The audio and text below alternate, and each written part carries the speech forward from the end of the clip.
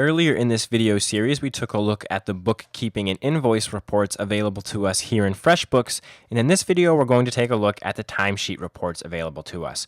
Now, all of these reports display very similar information, but they're all slightly different. So you're going to have to find out which report works best for your business, or which reports. You might use all 5 of them, or you might only use one of them, but it's definitely going to be unique to each business situation. So keep that in mind as we're going over these reports here.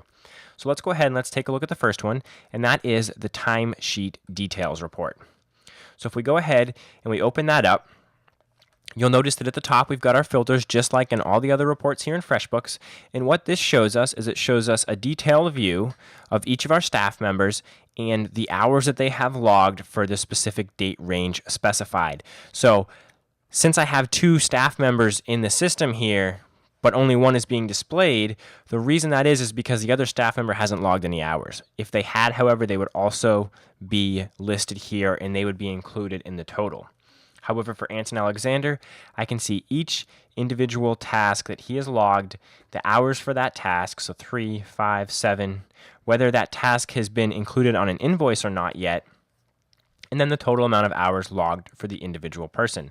Now, an interesting thing to take a look at is this group by drop down up here. By default, we're grouping by team member. So as I said, if staff A had logged some hours, they would be listed here as well, and it's grouped underneath Anson Alexander, then it would be grouped underneath staff A.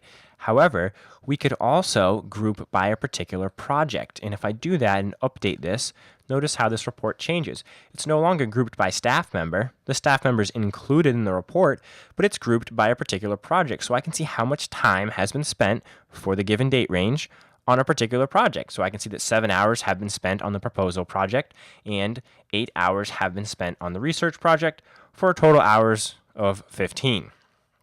So definitely play around with these filters up here because they can really help you take a look at some more granular details. I could look at a specific client, which might be really important. I don't care how much time was spent on whatever project for the client. I just want to know how many hours were spent on that client. So if I take a look at this report here, hit the update button, you'll notice that it's now grouped by client. So I can still see the staff member, the task, and the project, but I'm not seeing it fully based on the project. This is based on the client, so that's a very useful report. So definitely play around with this one. You can get a lot of data out of this report, and sometimes it makes it so you don't even have to use the other 4 timesheet reports here in FreshBooks. So going back to the report's main screen, we'll go ahead and take a look at the estimated billing report. Now this report is really only useful if you are billing your clients directly from the hours that your staff has logged, and you've got the hourly rate for your staff input, which I actually don't for this example. So let's take a look. In this report, I've got my staff member, I've got all of their hours they've logged, the client, the project, the task, and then it says whether it's been billed or not. So that means, has this been included on an invoice? And then over here, we've got the estimated billing. And if you mouse over this section, it's saying that it's billable at a staff rate of $0. And the reason that is, and it might be good that I'm showing you this, so if this happens to you, you'll understand better, is for each staff member, you can specify their billable hourly rate. And for Anson Alexander, I actually didn't specify one. When we turned these hours logged into invoices earlier in this video series, we actually specified the hourly rate on the invoice itself. And the reason for that is because for Anson Alexander, he doesn't always get paid the same rate. It really depended on the task that he was doing. So it wasn't fair to charge the client a flat hourly rate when research costs less than copyright, so to speak. So that's why this isn't showing up. It's showing up as 0, even though we know we did invoice the client for a sum of money on the actual invoice. But if you are invoicing your clients based on the hourly rate a staff member is paid, this is a good way to see how much each client was billed for each particular task and whether or not they've been billed yet, whether or not it's on an invoice.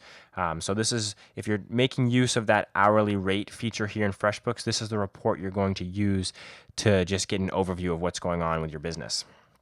Going back to the report's main page, we'll go ahead and we'll take a look at the third report, which is the user summary. So this really gives us a granular look at each particular staff member. And in our case, we only have one, but I can see for the date range specified, each staff member, you see Anson Alexander, I can see the project or multiple projects that he's worked on and the specific tasks that he's worked on. Now, what I can see in this view that I haven't been able to see in some of the other views is not only can I see the total amount of hours he's worked for the day specified, but I can actually see the total amount for each project. So I might want to know, I don't care how many total hours he's worked, I want to know just how many hours he's worked on the proposal project. So I could see that from this report. Now, you'll notice that only one person is listed here because, again, it's the only person that's logged hours in our Freshbooks account. However, multiple people would be listed here if they've logged hours, and if I just have too much info and I can't digest all of it, I could go up here to the top and I could filter by only a particular team member. You could see I could select Staff A and run this report, but nothing's going to come up because that user hasn't logged any hours. So now let's go ahead back to our report's main page, and we'll take a look at the task summary report. So this is a great report if you're not worried so much about how much time each person is billing or even each project, but you want to know how much time your team members are spending on individual tasks. So you can see that we've got our tasks up here at the top. So this is grouped by tasks. We're not grouping by research project 3 and proposal. We're grouping by the task of copyright and the task of research. So I want to know how many hours have been spent on research in my entire company for the date range specified. And I can see down here that research has a total of 12 hours. Now, 7 of those were on the proposal project and 5 of those were on the research project. But in total, we've spent 12 hours researching. So this is kind of a good way to see your organization's workflow, not just based on project, but based on individual tasks within that project. Because maybe you've got 10 projects that are all very similar, and you want to take a look and you want to see which tasks are we spending our most time on. How can we spend 25% less time on these tasks that we're spending 75% of our time on as an organization? So this is definitely a good way to get an overview of that and maybe make some tweaks in your workflow to make your organization a little bit slimmer and more efficient. So now let's go ahead and let's take a look at the last team timesheet report, and that is the team timesheets report. And this is just an even more granular report. It allows you to see how many hours a particular user is logging each particular day. So you can see that we're actually looking at May 2013 right now, and I have both of my staff members listed in this report. I have Staff A, and then I have Anson Alexander. So we can see that Staff A hasn't worked this month. We might want to do something about that. But if we look at Anson Alexander, we can see that he's worked 15 hours for the month. 3 of them were on a Saturday, 5 of them were on a Sunday. Wow, he's working on the weekends. But I can also see the total for each week, which is important. If you have staff members that are supposed to be working a certain amount of hours, or at least are supposed to be logging a certain amount of hours, you can quickly take a look at this report and you can see, well, have they logged enough for the month? Have they logged enough for the week? And have they logged enough for the day? So this is just an even more granular look at your individual hours logged by your team members.